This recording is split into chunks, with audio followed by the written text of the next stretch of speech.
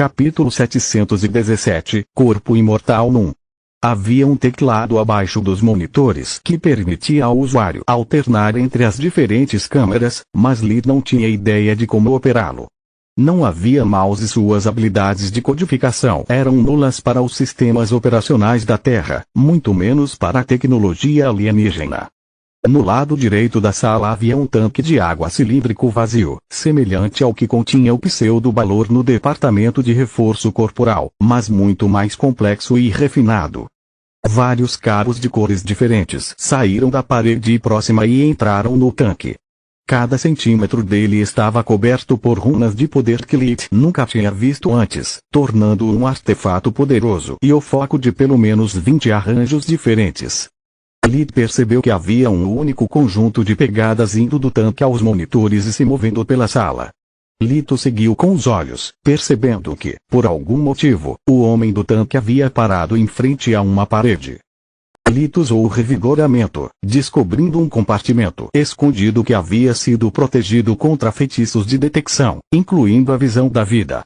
Acionar foi fácil.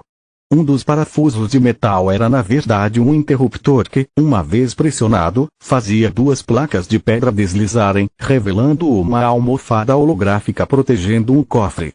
89, 34, 65. Depois de verificar se há armadilhas no revigoramento, Lee digitou a senha. O bloco desapareceu enquanto o cofre era aberto. Dentro havia 3 livros, cada um com vários centímetros de espessura. Litos colocou dentro da soluspédia para examiná-los. Ele não conseguia ler a língua Odin, mas, a julgar pelas imagens, eram os esquemas de todos os projetos de sucesso de Kula. Foda-me de lado. A pasta Golems não me ajuda nem um pouco, nem o livro Troca de Corpos. As fotos são autoexplicativas e não consigo encontrar nenhum ponto fraco só de olhar para elas. O reator de mana, no entanto, é uma história diferente. A parte deste andar é perfeita. Duvido que Morrow possa danificá-lo, a menos que consiga fazer os cristais de mana detonarem. Os esquemas mostram que sua estrutura chega ao andar superior, onde há um portão de metal de onde os espécimes podem ser jogados para dentro do reator por um motivo que não entendo. Devo informar Morok disso antes, pensou Lita ao descobrir que seu antes já havia expirado. Gira, aquela a que Lee se referia como senhor modelo de anatomia por sua pele translúcida que permitia ver seus músculos e órgãos como se ele fosse uma espécie de brinquedo de plástico, acabara de entrar na mesma sala onde estava Plória. Normalmente, Lee lançaria seus melhores feitiços, preparando-se para a luta, mas o arranjo verde do inimigo tornava a maioria deles inúteis, então ele preferiu economizar todas as suas energias para aquelas habilidades que não podiam ser voltadas contra ele. Tudo bem, bastardo imundo, basta escolher um deles que não seja Kila ou Plória, então terei todo o tempo de que preciso para informar Morok. Pensamento de Lee. Infelizmente, depois de examinar todos os seus prisioneiros, os Odir colocaram Plória na parte inferior da classificação de corpos e decidiram fazer experiências com ela para verificar se o procedimento de troca de corpos ainda era eficaz em humanos. Apesar de seu poderoso núcleo de mana, com sua altura e constituição, ela era o espécime feminino menos charmoso de acordo com seus padrões. Mesmo quando eles a confundiram com um homem, ela tinha uma classificação muito baixa. Com sua pele bronzeada clara, corpo em forma e mãos calejadas, ela era a personificação de tudo que o nobre Odi desprezava. Trabalho duro sob o sol era algo que só escravos faziam, sem mencionar que sua altura estava muito longe do que eles consideravam perfeição. Gira se aproximou dela e libertou Plória das correntes vermelhas que a prendiam. Então ele usou um feitiço de ar para movê-la no que parecia ser uma mesa. Lito desejou com todas as suas forças que Odir fosse embora novamente, para que ele pudesse falar com Morok enquanto Soros libertava seu amigo. Mais uma vez, os desejos provaram ser uma perda de tempo. Graças à visão da vida, Lito pôde ver através das paredes que parte da energia do reator de mana estava fluindo dentro de cabos de cristal ligados ao que quer que Plória estivesse deitado. Lit cerrou o punho com tanta força que os nós dos dedos ficaram brancos, mas antes de agir ele teve que esperar o momento em que o foco total do Odin estava em seu melhor amigo. Espere um minuto, Solos pensou.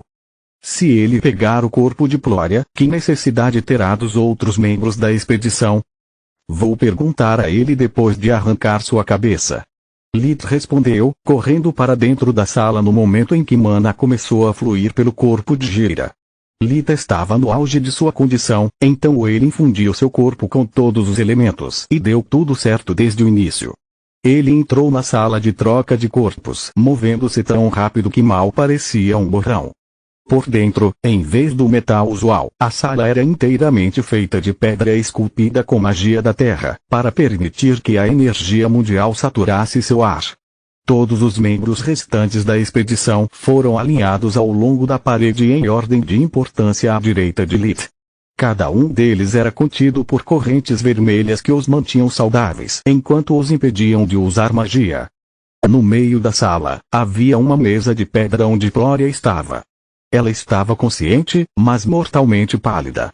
As correntes vermelhas curaram suas feridas, mas sem ser devidamente alimentada, ela estava tão fraca que não tinha forças para lutar.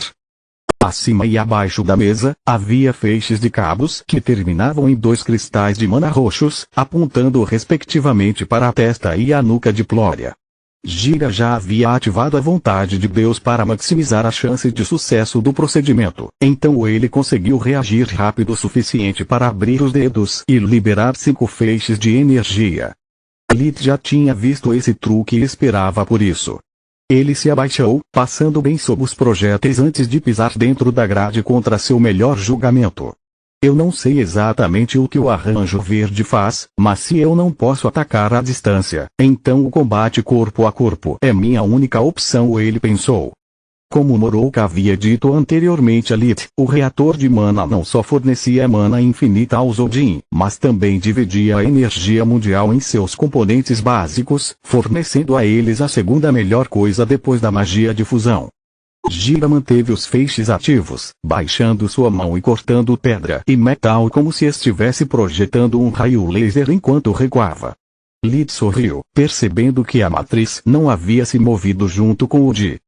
Lit se agachou ainda mais, executando uma varredura com a perna direita que quase pegou seu inimigo de surpresa. A fusão de ar de Gira permitiu que ele visse um movimento de Lit e reagisse dando um único passo para trás, colocando o inimigo logo abaixo de sua linha de fogo. Grande foi a surpresa de Gira quando a varredura atingiu suas pernas, fazendo-o voar enquanto seus próprios feixes de energia quase danificaram um maquinário inestimável.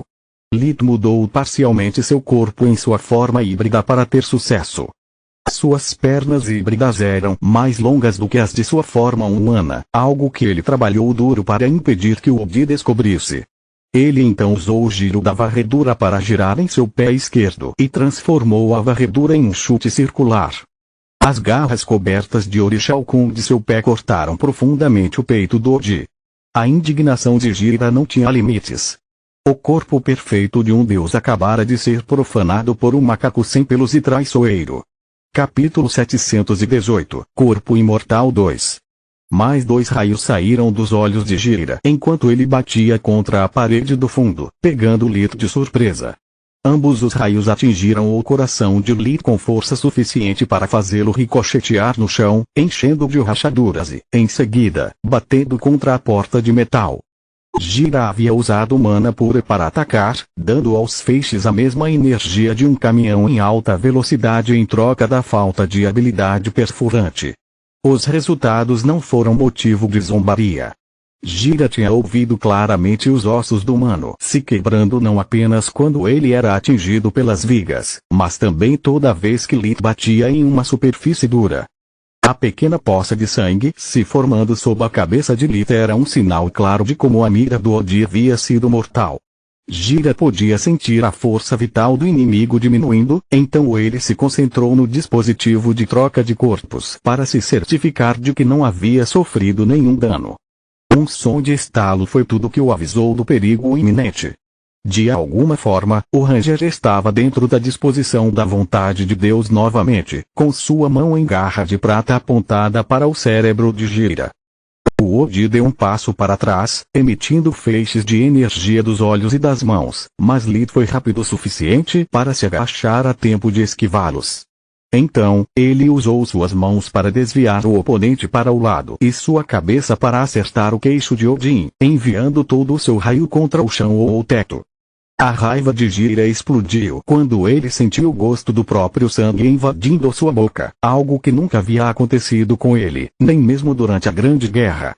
Mais 2 raios, desta vez feitos do elemento fogo, irromperam de suas palmas abertas, atingindo respectivamente a cabeça e o coração de Lith. Gira agora podia ver a razão pela qual seu oponente havia conseguido sobreviver até agora. Uma fração de segundo antes do impacto, todo o corpo de Lith foi coberto por Orichalcum, que absorveu parte do impacto. Os 2 novos raios eram fortes o suficiente para empurrar Lith do metálico para o lado e alcançar seu alvo. Mesmo que sua trajetória tenha sido desviada pelo campo de energia da armadura Skinwalker, um cheiro de churrasco espalhou-se pela sala quando metade do rosto de Lith evaporou. O sangue de suas feridas gerou um jato de névoa vermelha enquanto seu corpo se espatifava contra a porta de metal novamente antes de se esparramar no chão. Fique morto, droga! Gira disse enquanto liberava várias balas de magia negra para destruir o cadáver inimigo. Para sua surpresa, o cadáver não era um cadáver. Um simples aceno de mão de Lith desviou as balas. Por hábito, Gira havia usado a magia de punho novamente, mas fora da disposição da vontade de Deus, os projéteis escuros haviam voltado a ser apenas um tiro muito poderoso. O corpo de Lith flutuou no ar, permitindo que ele se levantasse, revelando também a carne e os músculos de seu rosto se regenerando a uma velocidade visível a olho nu, até que nenhum vestígio do fermento foi deixado. Isso é impossível. Os humanos não podem ter alcançado um corpo imortal antes dos Odi. Gira se recusou a acreditar em seus próprios olhos. Ele sabia sobre a existência dos despertos, mas não tinha ideia de quais eram exatamente seus poderes. Consequentemente, ele não sabia que cada vez que Lith estava prestes a ser atingido, em vez de ficar tenso e cerrar os dentes, ele simplesmente respirava fundo com revigoramento. Isso faria com que o processo de cicatrização começasse antes mesmo que uma ferida pudesse ser aberta. O poder destrutivo de cada feixe de energia foi bastante reduzido porque os tecidos e ossos de Lith se curaram tão rápido que os feixes tiveram que danificar cada camada de seu corpo várias vezes antes de conseguir ir mais fundo. Gira não era um golem. A cada segundo de seu estupor, ele permitia que Lith, que era insensível à dor graças à fusão da escuridão, respirasse regularmente. A cada respiração, seu corpo se curava. A cada respiração, sua força voltava. Um estalar de dedos de Lith fez com que todas as correntes que prendiam os prisioneiros se abrissem em uníssono, mergulhando a sala no caos. Ninguém se importava com o que Lith havia feito, a única coisa que eles queriam era sair de lá. Bem, você só precisa disparar raios de sua boca, mamilos e virilha para ter o conjunto completo, Lith disse. Ele geralmente era surdo aos protestos de seus inimigos. Falar era apenas uma perda de tempo que só iria encorajar mais balbúcios. Lith acreditava firmemente que, durante uma luta, menos era mais. A menos, claro, que ele precisasse ganhar algum tempo. Somente nesse caso, ele se entregaria à loucura de seus oponentes. Como agora, quando ele estava esperando que Solos voltasse ao seu lado. A primeira vez que Lith pisou no campo verde, ele se certificou de que o inimigo não soubesse de sua existência e fosse incapaz de detectá-la, apesar de sua natureza meio artefato.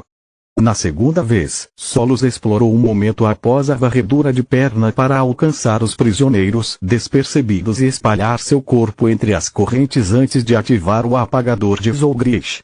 A impressão de um feitiço corte limpo múltiplo sendo lançado à distância era o que Lith precisava para reforçar o choque do inimigo e ganhar ainda mais tempo.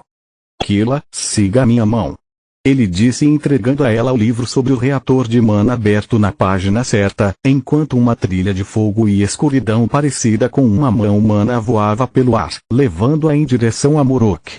Quando Lith chegou, Kila esperava ser capaz de lutar ao seu lado, mas os dois confrontos que ela acabara de testemunhar foram mais do que suficientes para fazê-la entender que o que quer que fosse o Odin, estava além de suas capacidades. A ideia de deixar seu amigo lutando sozinho contra um antigo horror enquanto sua irmã ainda estava amarrada à mesa de pedra fez cerrar os dentes com tanta força que por um momento ela pensou que eles iriam quebrar. Kila não levantou perguntas nem objeções, ela apenas pegou o livro e seguiu o rastro da mão mística, ignorando todo o resto. Enquanto isso, na sala adjacente, o Rangeria estava dando tudo de si para danificar o reator de mana, mas sem sucesso. Não apenas seu exterior de metal era extremamente resistente, mas também parecia enfraquecer e absorver toda a mana que entrava em contato com ele. Mesmo destruir os cristais de mana protuberantes acabou sendo bastante difícil e, até agora, não parecia ter causado nenhum dano significativo. Não importa se ele usou feitiços de nível 4 ou 5, o melhor que conseguiu foi deixar saliências e arranhões. Foda-se. Isso é apenas uma perda de tempo. Já que não posso ir mais para baixo, é melhor eu ir ver o que está no andar de cima, ele disse, pouco antes da porta na frente dele se abrir. Morok fez bem a tempo de voltar à sua forma humana e conter o feitiço que estava prestes a lançar, pensando que os recém-chegados eram mais uma vez golems. Soldados e assistentes ficaram tão assustados que nenhum deles percebeu a pequena figura do Ranger perto do reator de mana. Kila continuou correndo para seguir a mão mística que apontava para a porta que levava ao andar superior. Ela viu o reator, a foto na página que Lith lhes entregara e a porta. Foi o suficiente para ela fazer as contas. Morok a seguiu, esperando receber boas notícias. Lith já ganhou? Ele perguntou. Não, mas se não destruirmos esta coisa, todos acabaremos como peças sobressalentes, ela respondeu enquanto ofegava pesadamente. Se não fosse pela descarga de adrenalina, ela mal seria capaz de ficar de pé, muito menos pensar com clareza. Continua no próximo vídeo.